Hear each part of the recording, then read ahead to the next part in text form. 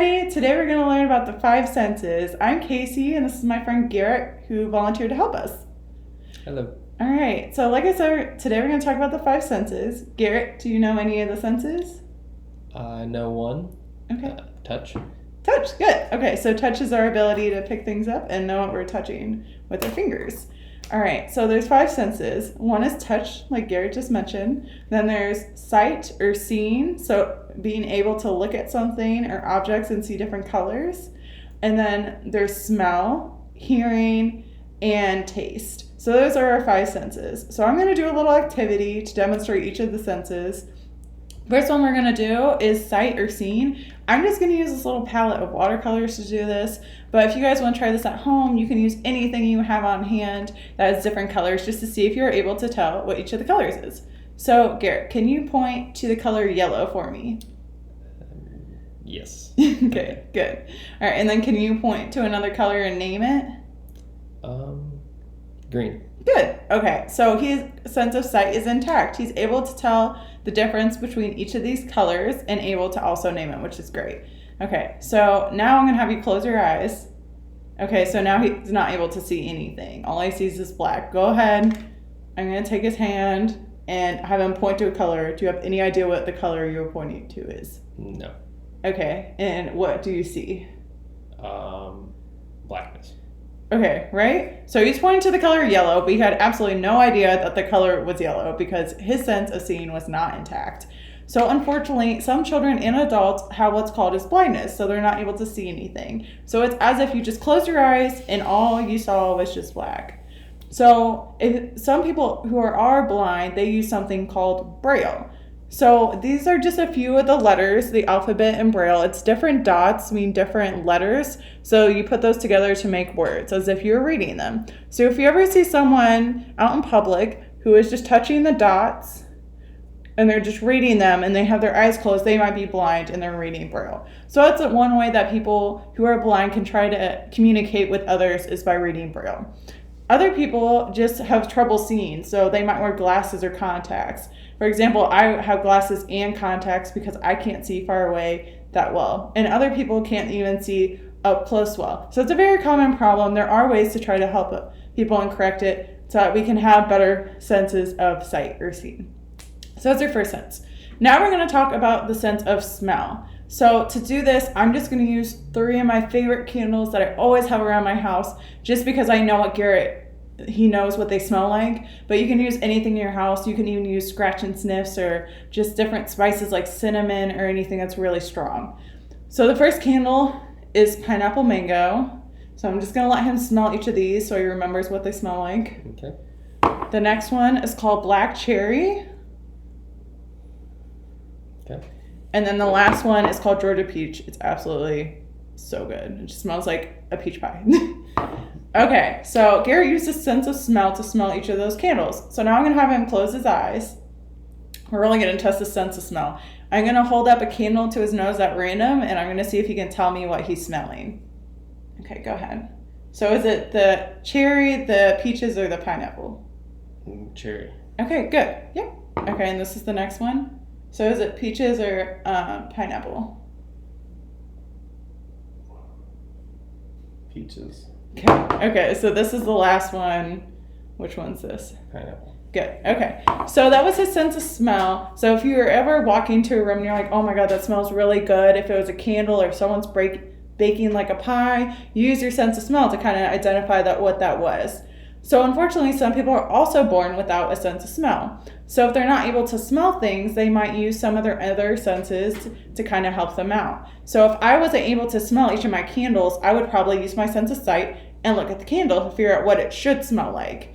Or I could use my sense of touch to figure out what other things might be to differentiate them. So that's a key point I want to drive home today, you guys, is that if you have lost one of your senses or if they're not working as well, you might use some of your other senses instead and they get higher to kind of help you out. So our bodies are always changing and helping us out to be able to function in our everyday lives. Okay, so now I'm going to test his sense of taste.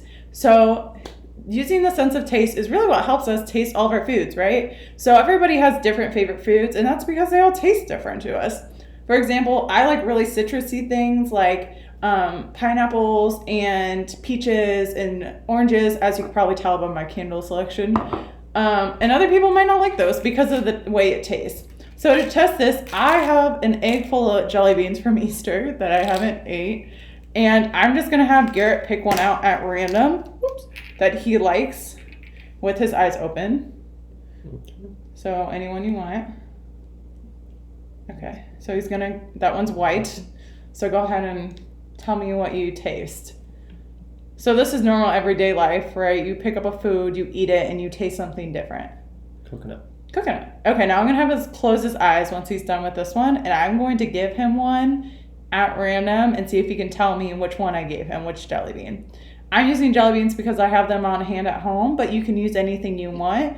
You can use different fruits, you can use Skittles, anything that has different flavors. Okay, you ready? Mm-hmm. Okay, so this is the color I'm giving him, everyone. And this is the color he's gonna taste now and see what he thinks it is. Any ideas? Lemon.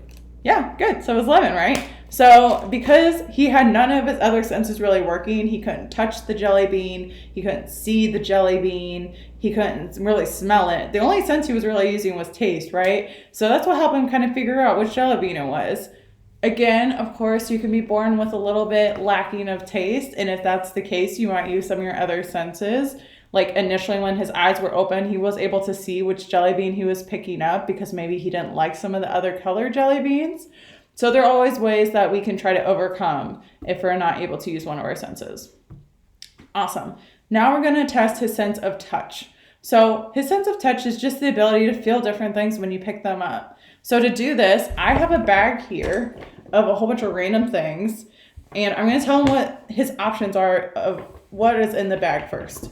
So I have a sticky with a whole bunch of random notes on it, and then I have a pen, a scrunchie, I have a ring, and then I have a remote control for a fan that has a whole bunch of different buttons on it. So first, with your eyes open, don't look in the bag. Go ahead and pick up a random item and tell me which item you think you are touching. The scrunchie. The scrunchie? Okay, go ahead and pull it out. And he's right. Okay, so how did you know it was a scrunchie?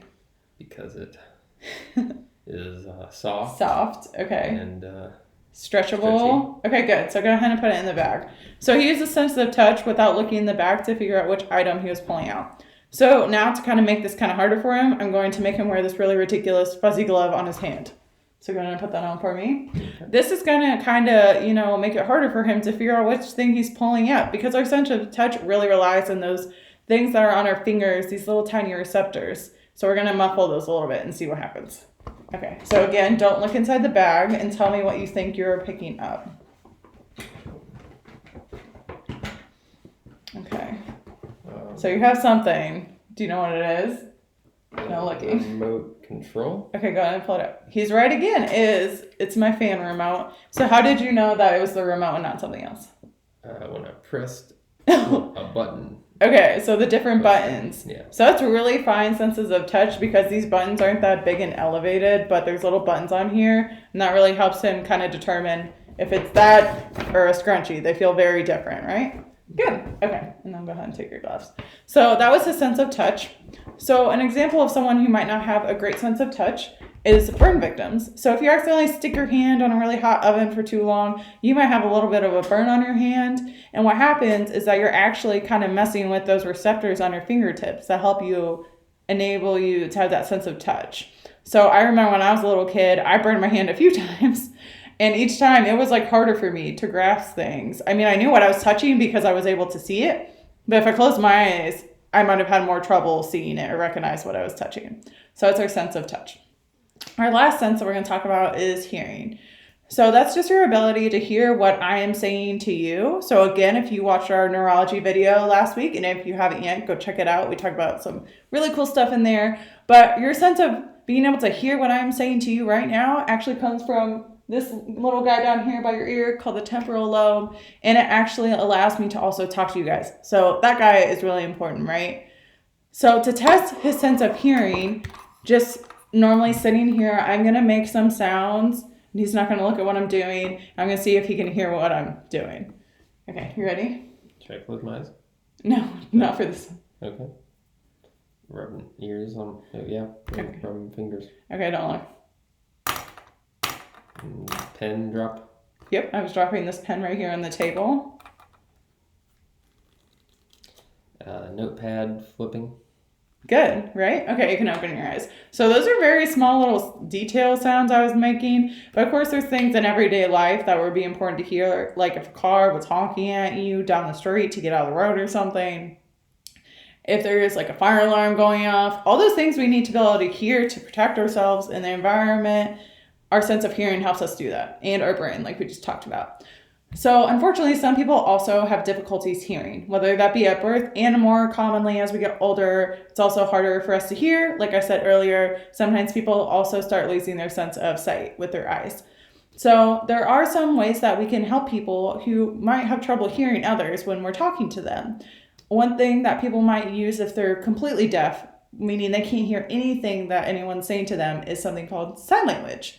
So sign language is a language itself. It's hand symbols and different movements with your hands that people use to communicate with each other. So that if I'm making certain signals with my hands to someone who is deaf and knows sign language, they can understand what I'm trying to speak to them, even though they can't hear me. And then they'll sign something to me back in the same language of symbols, and I'll understand what they're trying to tell me. So it's a really helpful way to try to communicate with people who might have struggles with deafness. It's pretty easy to learn. You can look it up. There's a whole bunch of resources. It's a great way to try to learn something new and educate yourself so you can communicate with others. Fortunately, I'm not that great at it, so I'm not going to show any sign language right now, but that's one really important way. Of course, there's also just different types of ear implants and things like that people can use, but they are expensive. So those are our 5 senses. So now I'm going to quiz time Garrett. Can you tell me what the 5 senses are? Sight, hearing, smell, taste, and touch. Yay! Awesome. Okay, guys. Well, I hope you learned a lot. I hope you had some fun. Of course, if you have any questions or concerns or comments, feel free to leave them at the website below. Bye, guys. Have a great day.